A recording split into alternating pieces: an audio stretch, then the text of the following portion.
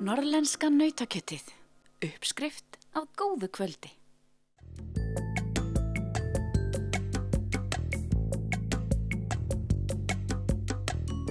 Mikill uppgangur hefur verið í fjallaskíðamennsku við utanverðan Eyjafjörð á síðustu árum og segja má að Skíðadalur sé að vagga þessara greinar ferðamennsku fyrir norðan.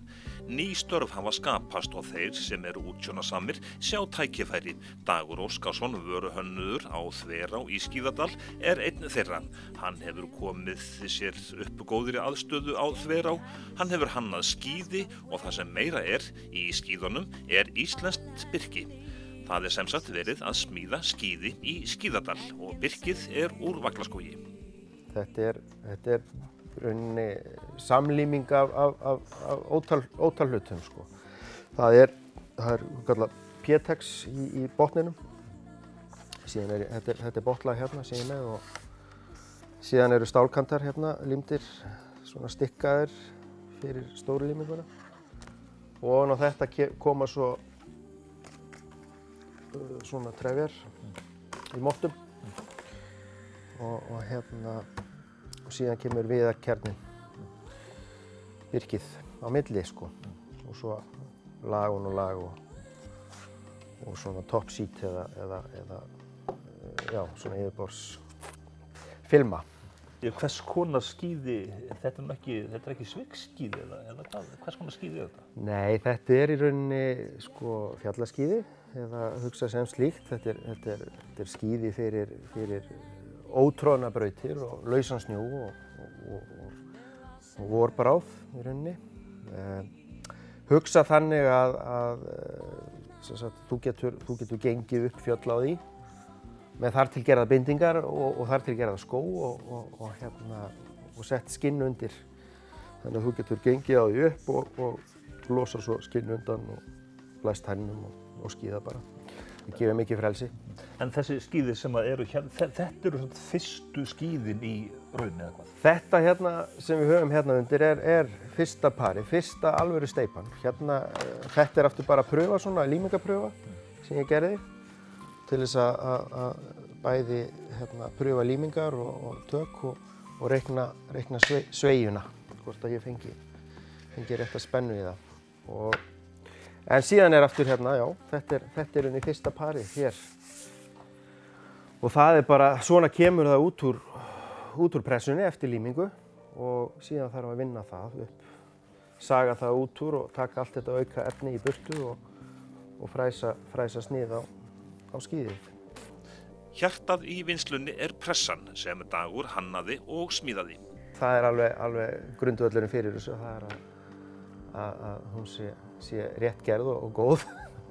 Það er að segja, í þessu er mót sem að gefur skíðinu rauninni endanlega lögun. Skíði þarf að hafa ákveðna spennu, ákveðna lögun og mótunum má breyta, það er að segja, það má ná fram mismunandi eiginleikum í skíðið eftir hvernig þú snýr það og eftir í hvaða notkun það á að fara og hvernig færð og annað, sko.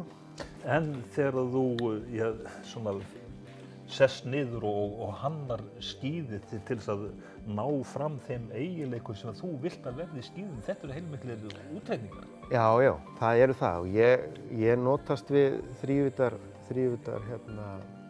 kerfi, sem sagt Techniforit, sem það einfaldar mér lífið mjög mikið að ég get teiknað upp skíðið, ég get fengið þann radíus, kalla mætti, á skíðið, þá lögun sem ég vil fá, allar þykktir og annað og ég get fengið upp allar mælingar. En eftir það þarf ég að vinna allt handvirkt og ég þarf að búa mig til ótal skapalón til þess að fræsa út og ná réttir í lögun. Hvaða grunnmenntun hefurðu til þess að geta skapað þetta? Ég er menntaður vöruhönnuður frá Listaháskóla Íslands og svo hef ég bara bæði lesið mig til og fiktað og stúderað mikið. Þannig að en ég er mikill, hef verið mikið á skíðum. En svona, sem sagt, já, handgerð skíði hérna í skíðadalum, hérna fjallaskíðamennska ansi mikil. Já. Og þetta tel ég bara mjög skemmtilegt innlegg inn í þennan kúltúr sem að skapast hér og ég held að sé alveg ótt að segja að þetta orðið svona hjartað í fjallaskíðamennsku á Íslandi. Það er þetta tröllaskagasvæði.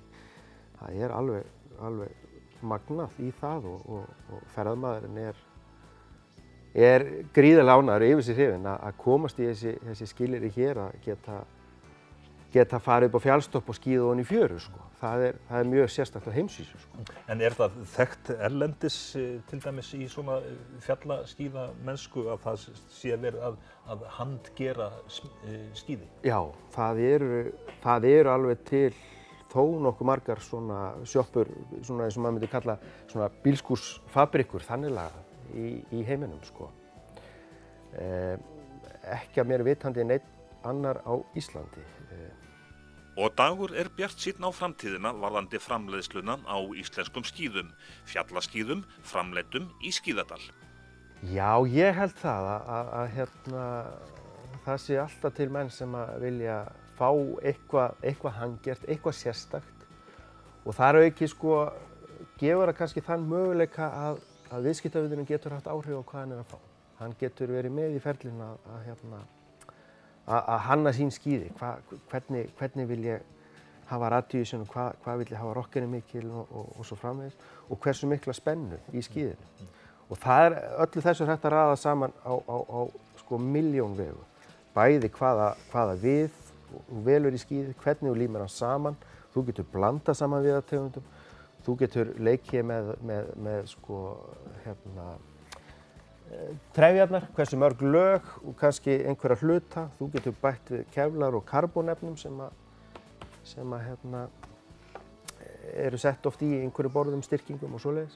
Þannig að hið fullkomna skíði er ekki til nema fyrir hvern og einn, sko. Já, fyrstu skíðin eru sem sagt tilbúin, en hvenær fara framleiðsluhjólin að snúast fyrir alvöru? Sko eins og málin standa núna þá bara vorum við að fá var ég að fá þetta fyrsta skíðið úr pressunni og næsta skref væri í rauninni að koma varulegu þaki yfir framleiðsluna. Flest tækin eru til orðin, það er að segja til þess að setja upp góða framleiðslulínur sem að geti bara afkastað bara töluverðu magni. Það þarf í rauninni að hanna endanlega, fá þaki yfir starfsemina og bara starta þessu, held ég.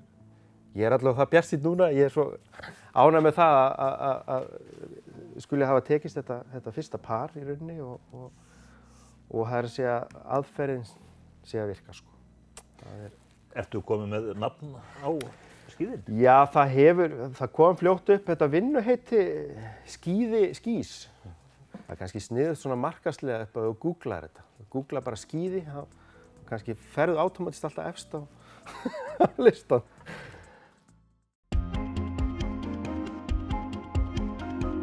Norðlenska nautakjötið, uppskrift af góðu kvöldi.